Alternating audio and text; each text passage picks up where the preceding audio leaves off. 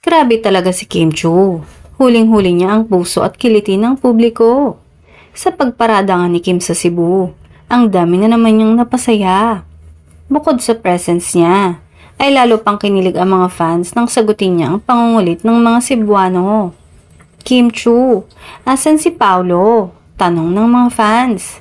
Naadiri ang makikitang chika ni Kim habang turo-turo ang kanyang dibdib o puso. At syempre nagsigawan ng lahat.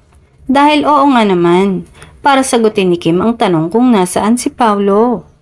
Samantala, super nakaka-touch din ang pagmamahal ng mga fans kina Kim at Paolo Avellino. Bukod sa pagpapakalat nila ng mga tarpaulin sa iba't ibang lugar, ang iba ay sinasabit sa harap ng tindahan o gate ng mga bahay. Dumayo pa rin sila sa Cebu City para naman mamigay ng mga foldable fans na may kuha ni Kim at Paolo at libre lang yon. Grabe nga yung initiative na yon, na nagtutulong-tulong para mag-promote ng pelikulang My Love Will Make You Disappear.